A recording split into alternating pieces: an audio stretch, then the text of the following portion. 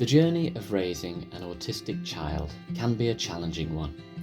We strive to find the right support, education, and medical care to help our child to thrive, or sometimes just to survive. And we inevitably find ways to complete our mission, coming out of it tougher, stronger, and wiser. 7 years ago, when my son William was just 6 months old, we began to realise that he was different. Since then, I've left a career to discover new, more flexible ways of working, and turned a personal running hobby into a way of connecting with William. Our running set us in pursuit of a new ambition as we prepared for a sponsored buggy marathon. The steps towards this were not easy, as we've coped with serious family health issues, as well as the normal challenges of training for this exertion. But finally, this June, we stood ready to grasp our goal and make a difference in the world of autism.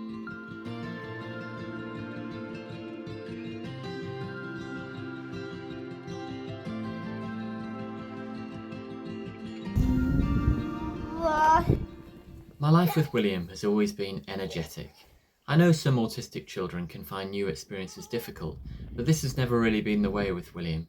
He's always seeking excitement and fun, whether this is through exploration of a new area, a good trampoline workout, or even a roller coaster ride. Going along in his buggy, silently urging me to push him faster, has just become another one of these thrills. However, our buggy running began for very different reasons to this. Last year, my wife started experiencing mysterious pain and numbness in the lower part of her body. This had been with her for several months, but hadn't slowed her down during family holidays and day trips, which were all taken at William's energetic pace. In the end, she sought medical attention, and we were shocked to discover that she had a large, cancerous tumour pressing on her spine. Our world was shaken as my wife underwent urgent treatment, spending nearly a month in hospital. During this time, William and I were alone at home, making daily visits to the hospital, so that our family felt more complete. Every weekday while William was at school, I'd visit Holly and often bring her some lunch. We had some fun by treating ourselves a few times, because what else can you do to make the most of the situation? Then after school, and on the weekends, I'd take William to see his mummy. We felt this was really important, because William doesn't talk, and we don't know how much he understands of what's going on. So we wanted him to have the reassurance of seeing her. At this time, my usual evening running and weekend park runs weren't feasible, with no one else being available to care for William. So I began to try taking him with me in his buggy. It started as a few jogs, just for us to get out and find some peace in a newly uncertain world. But before long, I was back at my park runs, accompanied by an enthusiastic partner. I actually did some of my best running ever that summer, and I'm so pleased that I was able to take William along for the ride. He experienced and loved it all, from hard training sessions on a grass track to competitive park runs. Our highlight was probably finishing in 7th place at a big local park run and dipping under 19 minutes. This was faster than I'd been without the buggy before we started on this phase. It was a strange, worrying summer, but the buggy running gave us something constructive and fun to focus on.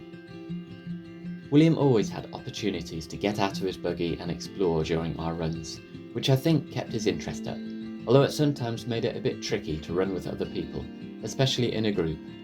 Over time, his mummy's health troubles eased, and I didn't have to bring William with me on our runs, but I found that we still enjoyed doing this together.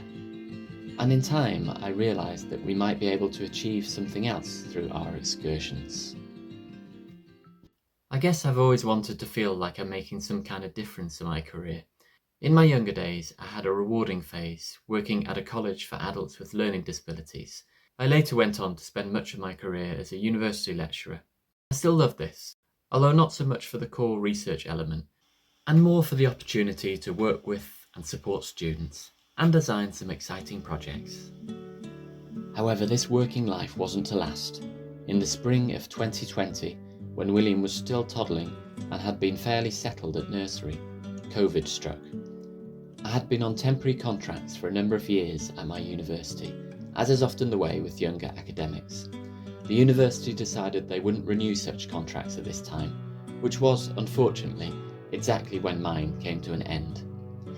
William had just had brain surgery for his epilepsy that spring, so it was a strange summer of uncertainty and trying to rebuild many aspects of our lives amid the national backdrop of the pandemic. By the end of the summer, William, at the age of 3.5, was back at nursery, but was beginning to have difficulties here due to his behaviour. I ended up aiming to take my skills into an engineering role and began training for this in the autumn. However, William's difficulties at nursery continued to increase, and we were asked to remove him from several settings as the staff couldn't cope with his needs and behaviour. Eventually we found a brilliant nursery that supported children with special needs, although soon after that things were set to change again. On one fateful week in autumn 2021, William began his school career and I started a new engineering job, having got through my retraining. My wife also returned to a busy secondary school teaching role after her break for the summer. To make all these changes work, we had arranged for a childminder to collect William from school and care for him until we'd both finished working. It was a complicated arrangement, which relied on everything working smoothly, as perhaps could be assumed in a more traditional family. But William always turns tradition on its head. He was excluded from school within a few days of starting, again due to behaviour the staff were unable to manage.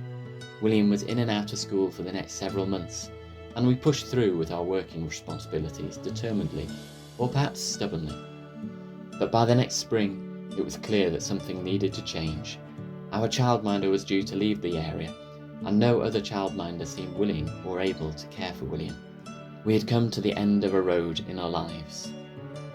I left my role, hoping to find a teaching job that might have more flexible working, but this was when the tide of life shifted for us. I began to record the new adventures I was having with William on our afternoons together, and thought I might share these on TikTok for a bit of fun. Before long though, our audience and our ambition grew. I began to offer guidance to others in relatable situations and set up a support hub. In time, William's school situation settled when he switched to a new specialist school, and I found my way back to teaching by offering online tutoring to neurodivergent students who struggle to attend school and other settings. My diverse background means that I've been able to work with a fantastic variety of students, from primary school level to A level and beyond. However, I quickly realised that not all parents and carers could afford to pay for these sessions, so began thinking of ways to help with this. As a result, our education fund was born, which started as a few kind donations from friends. As time went on and the fund was put to use, I began to think of other ways to support this important group of students. The idea of William and me completing some kind of epic sponsored buggy adventure was floated by a good friend. Immediately I thought that this would have to be a marathon. I'd done a couple of marathons before, but not come anywhere close to this distance in my runs with William, so it seemed like a fair challenge. So we started planning. I knew from the beginning that William wouldn't enjoy a standard marathon without having his usual opportunities to get out of the buggy and explore, so I decided to design our own course with William in mind. The course was to pass through local areas such as parks that William liked, and there would always be opportunity for him to stop and have a look around. We also began our training. We did this over the spring, setting our marathon date for the 22nd of June, the Saturday closest to the summer solstice. William loves warm weather, and I figured the extended daylight hours could help, just in case our run took a bit longer than expected. Our training took place up and down the country. Early highlights included some hilly coastal paths conquered during a holiday in Dorset, a peaceful afternoon in the rolling hills of Northamptonshire while visiting my wife's family, and some prom fun in North Wales while staying with my parents. The runs weren't without their challenges, and at one point our marathon plan was almost derailed due to the front wheel of the buggy becoming damaged. Thankfully though, with the help of a blacksmith and some oil, we were soon back on track. As our runs lengthened in preparation for the big day, we used our local canals more and more, as these were relatively flat and obstacle-free. We discovered a route we both loved, starting at the car park of the busy Merry Hill shopping centre near us, and heading out west into the countryside along the canals. William's mummy also liked us doing this route, as it meant she could get a lift to the shops and hang around for a few hours while we were off on our greener adventures. We got to a distance of 20 miles in these runs, but still had to find another 6 on the big day. The day came around, and I'm not sure what William thought about everything. Although he doesn't speak, and often doesn't appear to absorb what we say to him, I think he knew that we had an unusual and exciting plan for the morning. We set off at 7 a.m. on Saturday the 22nd of June, and William quickly relaxed into our journey. During the run, I had planned to provide some live updates for our Facebook page, so this is what I attempted to do. Welcome to the live broadcast, one of the live updates on William's buggy marathon. So we've just conquered our first little challenge. Here's William, looking very content. So that first challenge was is the hill coming up Wolverhampton Road and going out of the Black Country and into the Birmingham area. So we're now on a nice downhill. The first leg of our journey took us to our regular parkrun location, which was going to be the most public part of our run. So it's almost completely empty, and in 45 minutes when the parkrun starts there's going to be a good 800 people here. So very different atmosphere for the next part of William's run. We even got to do an announcement in front of the hundreds of assembled runners here, which William seemed really excited about. We had a great park run, with excellent company from a couple of local runners and lots of shouts of support. Next, we headed to my running club with some other running friends.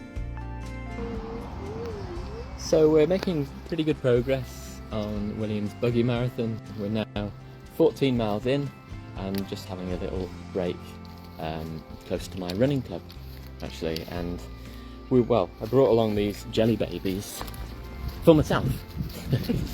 But as you'll see, it's William who's ended up having them, and he's off again. So running quickly too, so it's not just the marathon that I have to push him for, but also a few sprints.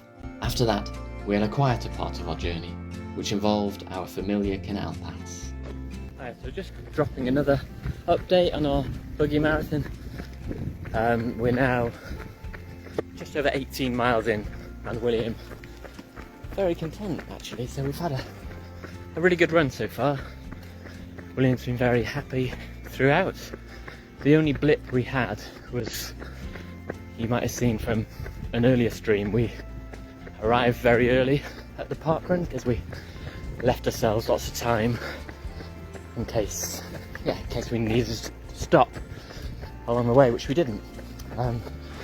And I think just getting there early and having to wait was a bit troubling for William. My wife, William's mummy, was there to meet us at all of our key stops, which was a nice support and gave William some time to run around without me having to wheel the buggy after him. We're 20.5 miles in, and we've had a break at Edgbaston Reservoir, which was always a plan, and William's been having a really good run around. I think we'll probably end up doing an extra half mile at least, so maybe we can call it an ultra marathon. We enjoyed our run. The last leg along the canals, which is sort of what we're used to with the training, we ended up stopping quite a lot. William wanting to stop and get out and sit with me a lot of the time, just take things in from a different perspective. Not down there, it's a bit close to the water, isn't it? Good boy, you have a look from up here. Good boy. We will be getting on at some stage after I've done a bit more running looking after William. Wish us luck for the final push, and we'll see you soon. Next, we had the part of our marathon that was always going to be the toughest. This was mile 22 to 23. Here we'd run further than we'd ever previously, and also came up against some steep climbs. But William showed amazing patience to stick with it, despite our slower pace, and before we knew it, we were on the downhill stretch home. We're now at 24 miles. We've had a good play in a park, he's had a good run around on a rockery, and now we're just on the busy Wolverhampton Road, having our stop here. But yeah, just over 2 miles to go. Our finish was back at home, so William could get straight to relaxing and exploring again in the garden. We finished in 3 hours and 51 minutes, although that's not counting the additional 3 hours of breaks we had due to William's need for exploration. Well done! Woo! Well done, William. You did a marathon. Wow. We also had a wonderful surprise, with my friend Stephen, the one who'd originally suggested the marathon idea, travelling all the way from Scotland to greet us there. We'd become great friends just the previous year, with us both being autism dads, and this was the first time we'd met in person. I guess he'd felt partly responsible for setting us on this path. Talking of friends, family and support networks brings us round to the reason we did our buggy marathon. By running and raising awareness of our cause, we've raised close to £3,000, which will pay for many free tutoring sessions for those students who need these. I hope perhaps this might encourage other families and individuals to reach out and access our varied support provided on our hub.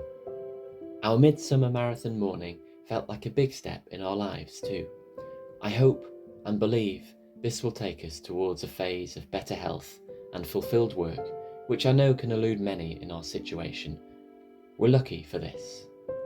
But for now, William will be enjoying a summer of not quite so much buggy running.